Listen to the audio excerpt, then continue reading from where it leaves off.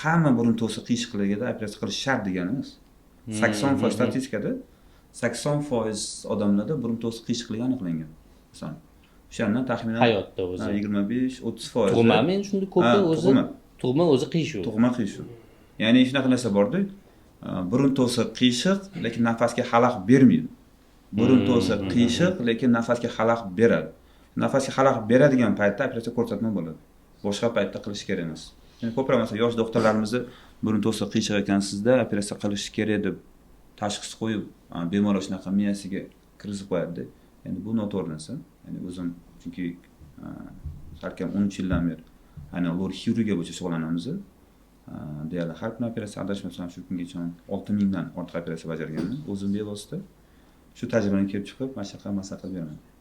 Keyin yana bitta savolda, mana hozir internetda ko'ryapsiz, har xil septoplastika deyotishdi-da. Nima ko'payib ketdi demoqchiman. Yo, oldin odamlar yaxshi nafas olganmi, yo hozir burun to'si qiyshiqlar ko'payib ketdimi? Nima sababdan hozir septoplastika ko'payib ketdi? Internetga kirsangiz, hamma doktor septoplastika deb qo'yaveradi. Oldin bunchalik bo'lganmi? Bu savol juda ham zo'r savol. Buni bevosita bemorlar ham menga savol berishadi. Nima oldin unaqa bo'lmagan, atmosfera buzilganmi, ob-havomi yoki qanaqadir genetik narusheniya bormi deb savol berishadi. Yo, oldin ham bo'lgan. Men ko'pincha shogirdlarimga ham, bemorlarga ham, yaqin bemorlarga tushuntirishga harakat qilaman. Birinchi inson har doim qorin to'q qiladi, ustini butun qilishga harakat qiladi. O'shandan ortsagina sog'liqqa e'tibor berish boshlaydi. Xo'p, nafas ololmaslik burundan, ya'ni burun to'si qiyshiqligi jiddiy bir kasallik bo'lmaganligi uchun bundan 15-20 yil oldin ko'p e'tibor berishmagan. Ya'ni nafas og'zini ochib qilsa ham, xurrak o'tsa ham, gaymarib tursa ham shunaqa bo'lish kerak ekan. Tabiiy holda yuraverishgan. Tabiiy holat O'zbekiston ancha rivojlandi, qo'pol etganda odamlar salomatligiga qaradigan paytga keldi. To'qilashdi. Ya'ni orttirib endi salomatligiga e'tibor beryapti. E'tibor berishni boshladi. Nafas ololmagandan keyin og'zini ochib uxladi yoki qanaqa gaymar bo'lib qolgandan keyin to'xta, bizani O'zbekistonda, bizani Toshkentda buni o'zini mutaxassisi bor, lor bordi, lorga kelishyapti. Biza uni oldin eski usulda burunni ko'rish emas, endoskop kamera degan narsalar bor. Buni ko'ryapmiz.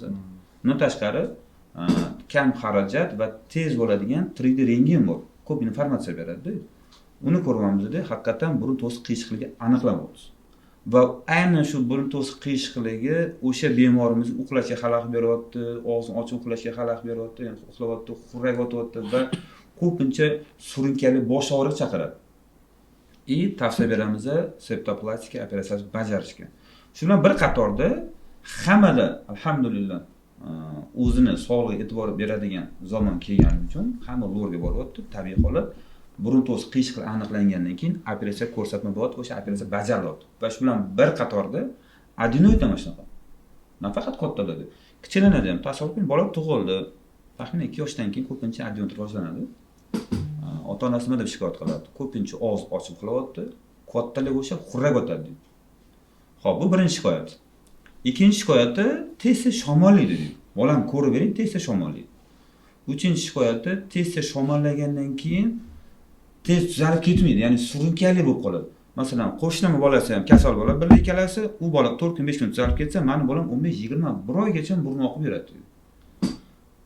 Undan keyingisi adenoid, ya'ni belgilari quloqqa asorat beradi. Keyin nima qiladi? Lord olib keladi, biz uni ko'ramiz. Hozir zalotoy standart, ya'ni endoskop kamera bilan burun ichini ko'ryapmiz.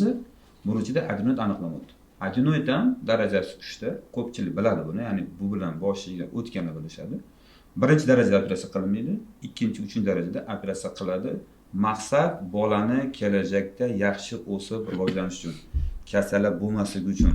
Har xil biz temir hadisda gaplashganmiz, ya'ni yuz sistema o'zgarishlar bo'lishi mumkin, bolada tish chiqishi mumkin, bolada xotirasi pasayadi, uxlagan to'yib uxlamaydi, maktabga boradigan, yoshdagi bo'ladigan bo'lsa, maktab yaxshi o'zlashtirmaydi.